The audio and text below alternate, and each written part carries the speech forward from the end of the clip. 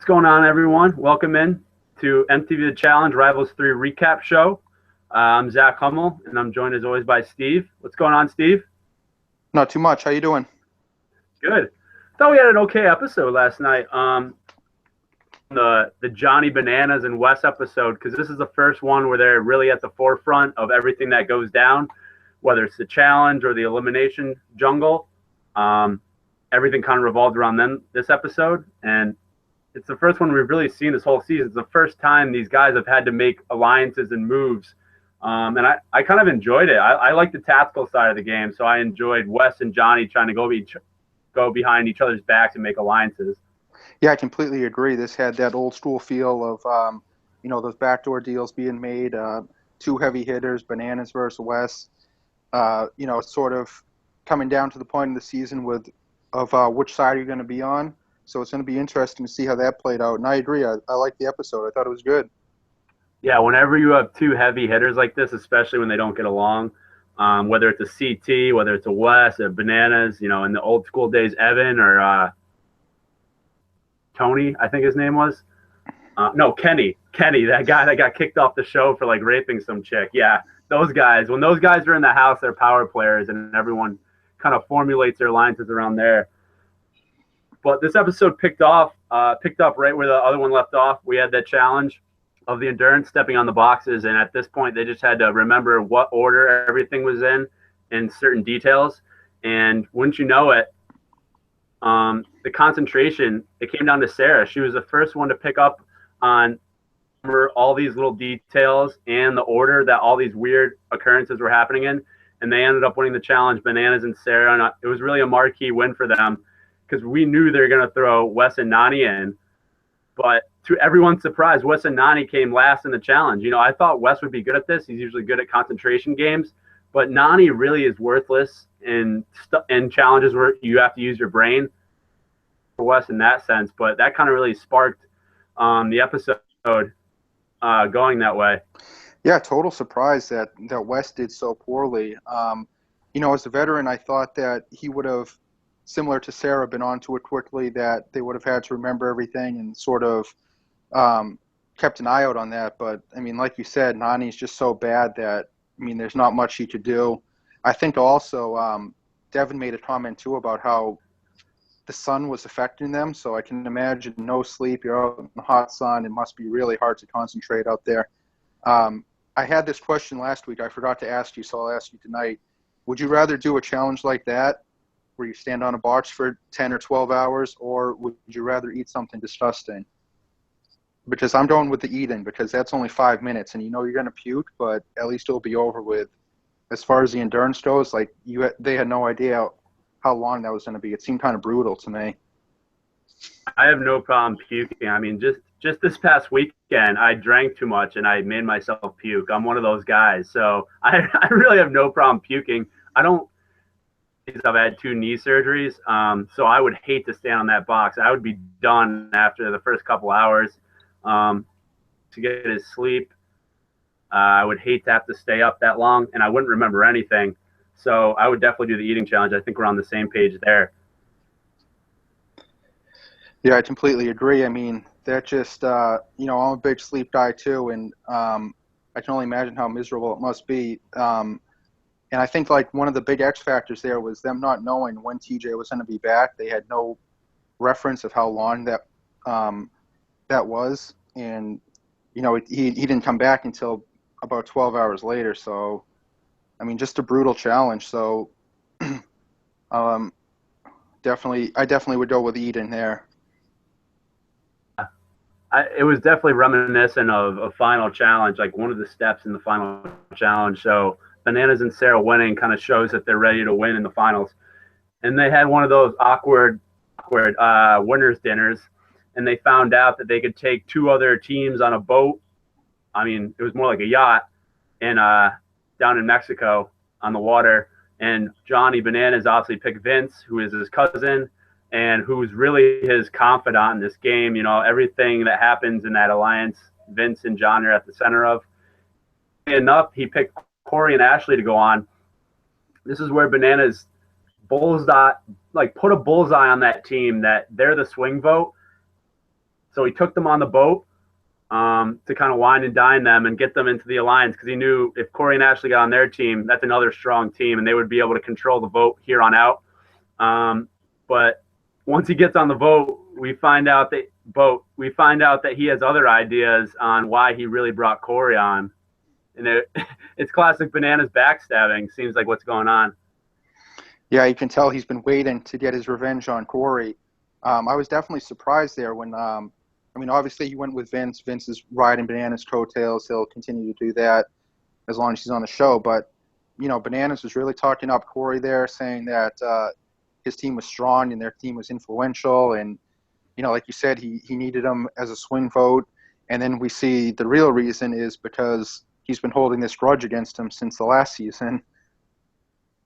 Yeah, Banana seems to be a guy that holds grudges. Him and Vince both. And he even held it with his own partner, Sarah, after Sarah voted him in. I think it was 2 challenges ago. When the final was about to start, she voted him in, and they just got over that at that dinner before the vote. So that was pretty interesting. One thing I thought that was funny was Bananas. He has Jenna, obviously, is Vince's partner, and she's probably one of the hotter girls on the show. And Bananas says to her, he's like, we're something hot and skimpy. So dumb and naive. Just pulls up her like shirt and it's like, is this good enough, Johnny? She's literally dead weight with Vince, but they're both so stupid they might even like bend their brains together to just make a good team, which is crazy because they're both dead stupid. Yeah, it's ridiculous. That I was really happy there that Jenna just happens to be Vince's partner because, you know, we knew Bananas was picking Vince. So I was excited, just like Bananas was, for her to, you know, show up in something skimpy. And it was some good eye candy in that during that scene. It was really interesting, like you talked about, how Bananas and Sarah sort of made amends during that dinner because I think when they're clicking, they're a scary team. They're going to be, you know, the team to watch out for now that they're on the same page. They're like a UNC every year when they enter the tournament. Like if they're playing their best basketball, no one can beat them. That's Johnny and Sarah. When they're on their game, I don't think any team has the best mix of athleticism, composure, puzzle, endurance. They have it all. And I always think it's weird, like, so the teams went swimming in the water in the bikinis, and the cameramen must be in the water, and they're steering it right toward the girls' asses, so we get the great ass shots under the water. I just think that must be so awkward for the cameraman and the girls that they just dive in. These cameramen are below them, like steering it right almost up their ass. It's kind of crazy, but that's MTV. There's always some sex involved in these challenges, which I'm not complaining about in any sense. Yeah, same here. That was definitely definitely must be awkward. But I wonder at that point, if you're Jenna, you know, she's probably so used to it. She knows that she's there for some eye candy, so probably doesn't faze her anymore. But it's you know, any opportunity MTV gets to throw the sex at us, they'll take. So, like you said, we're not going to complain about it. Girls are trying to probably increase their followers on Instagram. Jenna kind of sparks me as someone that would do that. So, you know, it's building her brand. So why wouldn't she do it? Also, Johnny and Vince, they're both obviously Italians, and the way they run their alliance is sort of like the mob. Like once you're in, but once you're a made man, no one can backstab you. And them planning to backstab Corey is just classic, almost Italian mobster mentality. I think Bananas has really carried that throughout his whole challenge career, and it's never really failed him in the past, and I don't think it's going to fail him now. A lot of people don't catch on to it, which is kind of crazy after they've seen all the shows over and over again.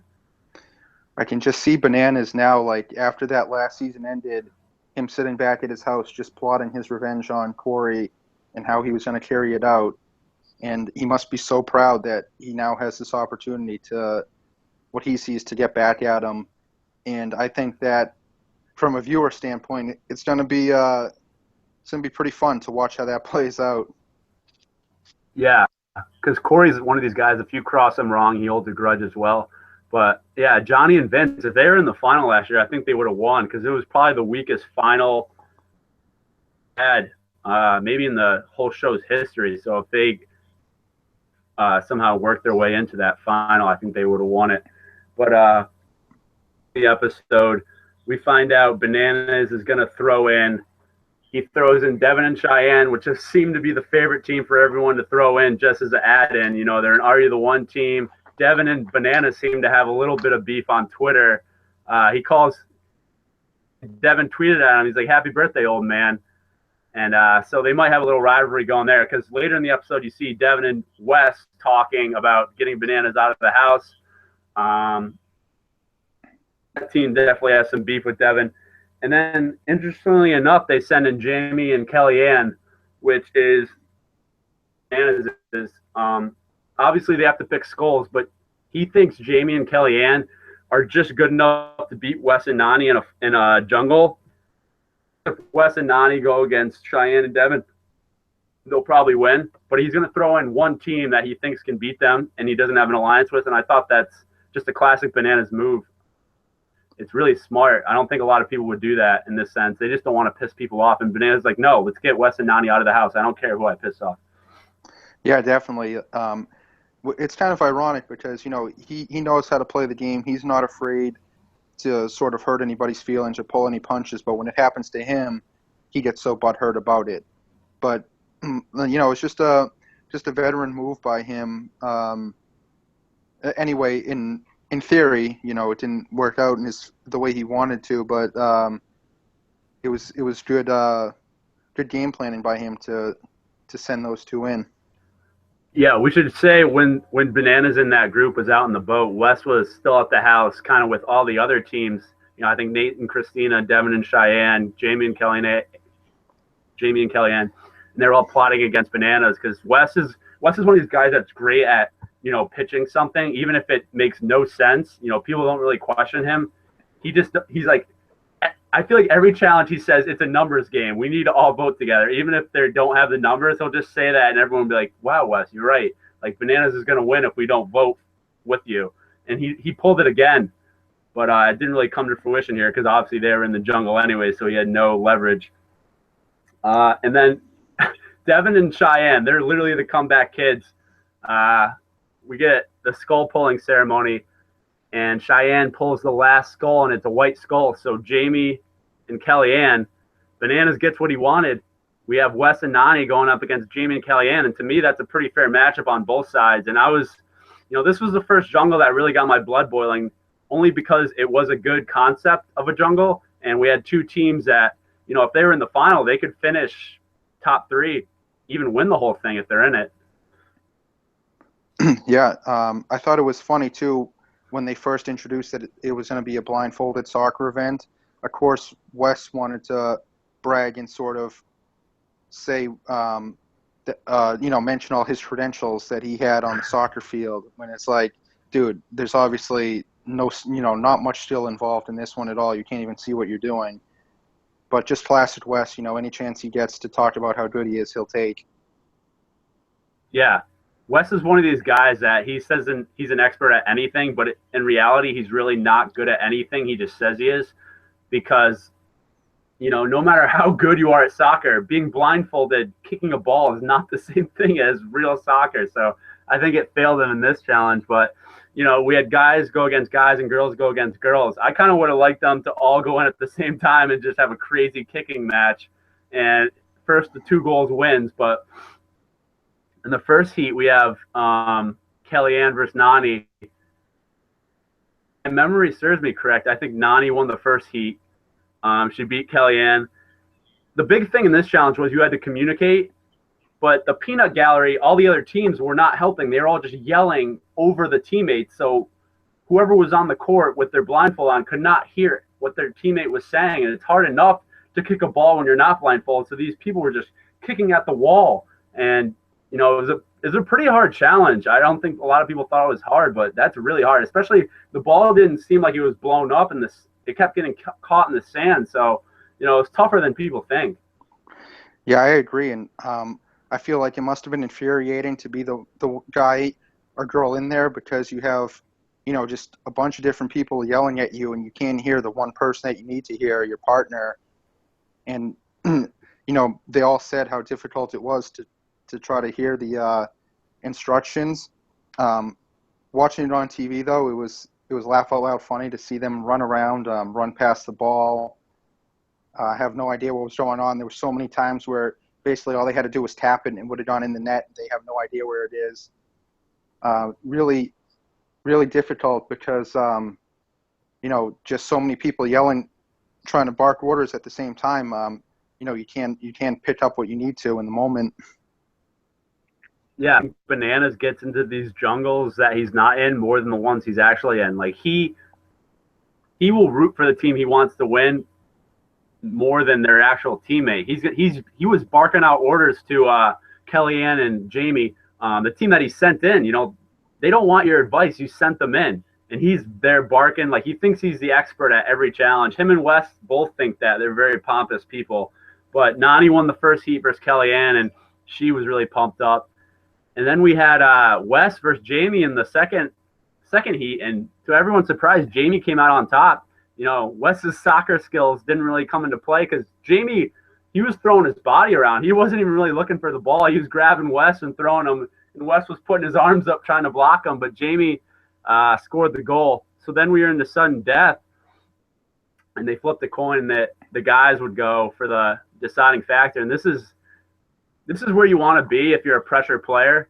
And there's a lot of people that say Wes isn't this elite athlete. He doesn't step up when he needs to. He won't do well in final challenges. But to his credit, he stepped up and he kicked it from almost the halfway line and scored his goal to send Jamie and Kellyanne home. And he had a great action afterwards. He threw down his blindfold and told everyone to fuck themselves. Every team to fuck themselves. But after he said it, he made a couple exceptions for people that he had alliances with. So I think he realized after he said "fuck you" to everyone that he still had to have some friends in the house, or he would be voted in. Yeah, he was so fired up. He was just taking note on everybody, doing his best Jim Brewer half-baked impression there. But yeah, I mean, he was. I wonder how much. I would like to know how difficult it was to do that challenge because, we saw sort of after Wes went in there once, he seemed like he picked up the feel for the game a lot better the second time around. So he knew what to do. I mean, not a surprise that Jamie ended up disappointing there in the end. When you get someone like Wes, he's played the game. He probably maybe went out there the first time knowing he'd be back in, so sort of get a feel of the field or the course or whatever you want to call it there. But yeah, now not only did he tell everybody to fuck himself, but after the challenge, after the jungle was complete there, Nani now gave him the green light to talk politics. So I guess she didn't know that he's sort of been doing that already. But now I guess the real scheming's going to start. Yeah. Like you're telling Wes to not talk politics, that's all he does is talk politics. I mean, he's been doing it. If you don't think he's been talking the whole time, that's pretty much all he does. He's one of these guys that has this reputation for being all talk and no action. So he's proved himself more than Bananas on this challenge so far because, you win a challenge, that's all well and good, but doing it in the jungle when everyone's relying on you on your team, that's big stuff. And Wes right now is ahead of Bananas. He's got to have that confidence that's like, I've gone into a jungle and I've come out unscathed. You have not gone into a jungle, and he still hasn't had that fear. But yeah, Wes kind of let everyone have it, almost in a way that Nani would. So it's kind of switching gears. That usually Nani's the one in everyone's face that's saying "fuck you," why'd you throw us in? But Wes did it now, and that's great. It sets up a great season because if Wes went home there, that would be way too early, and I wouldn't enjoy that. We need him versus Bananas, both of them being puppet masters to these smaller teams the rest of the season, because that's always fun to watch. Yeah, I completely agree that I was hoping that Wes was going to stay in just for, to make the season more interesting from our point of view, especially the way that he's going to start pulling the strings here down the second half of the season. I was thinking about this too. If you were in the house, would you be on Team Bananas or Team Wes? Which team would you form an alliance with? I'd probably be Team Wes, just because I don't like the way Bananas is carries his business. Even though Wes says he's this smart guy, I actually think he has pretty good personal skills. And to be honest, I would want to be on Wes's alliance because I think I can beat him in the final. I think he's pretty weak when it comes to endurance and stuff like that. We've seen that in final challenges before, but Bananas has been proven. So people don't think about that. You don't want to be on Bananas' side because even if he doesn't backstab you and you make it to the final, you still have to go against him. I'd rather go against Wes, so I would stay with Wes. Yeah, that's a good point. Definitely, I would much rather face Wes than Bananas. And with Bananas, you always have to be leery that he's going to backstab you at any time. Do that, but Wes will do that as well. So the episode kind of ends with them going back to the house, and Devin and Wes are sharing a late night beer about sabotaging it. And they're talking about the biggest scheme I think we've heard this season so far. If one of those teams wins that's Wes is aligned with, even if Devin Cheyenne win, which is a long shot, I think we can all agree, they're going to throw Vince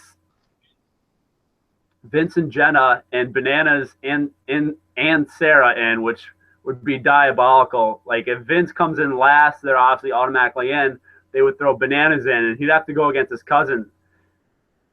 It's one of those things where it's like a two-headed dog. Once you cut off one head, the other one will just die because they don't have anyone else around them. So I really hope that happens. I would love to see Bananas go against Vince. I think Vince would end up crying. I just don't think he could come to terms with fighting his cousin. Yeah, that would be hilarious to see. Maybe he would just throw in the towel before it even started to let Johnny get the win.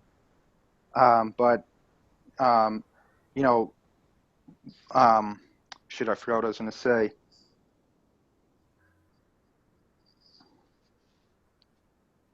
We can edit this part out because I'm fucking drawing a blank here. No problem.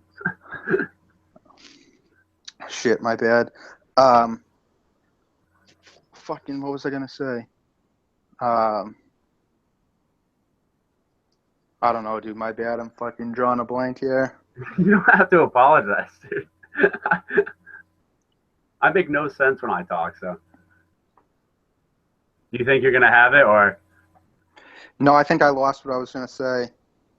All right, I'll just keep going.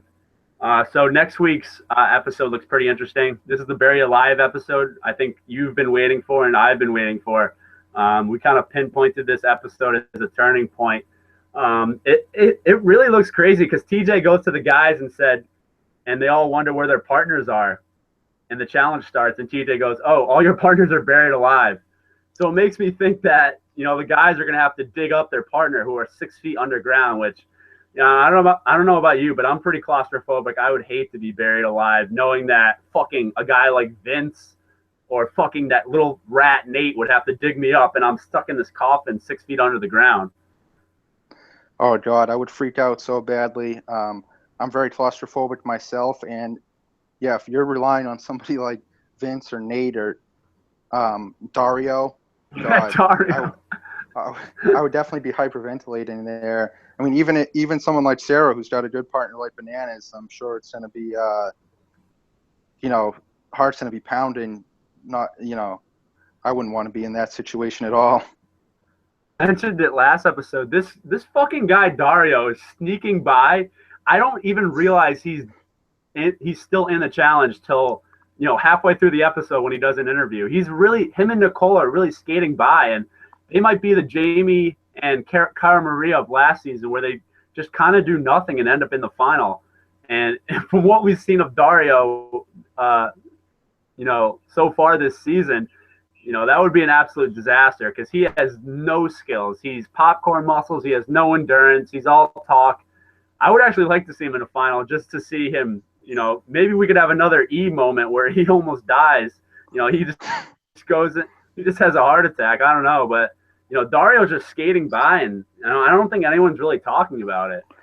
Yeah, it's so preposterous. I mean, this last challenge here, when it came down to him and Wes, I was thinking, come on, there's no way that this guy's going to beat Wes here. Like, Dario's the worst, but yet somehow, like you said, he just keeps on skating by, and his name's not getting brought up in the elimination jungles. So, I mean, I definitely want to see what he has when he gets challenged. Yeah, he's like a D1 football player. He's just doing enough to stay, eligible to play, but he's not, he's not making any dean's list anytime soon. So, that'll be an interesting storyline to play out. Unless you got anything else, I think we've covered pretty much everything this episode had to offer us. Yeah, that's all I have for this episode. Signing off. See ya.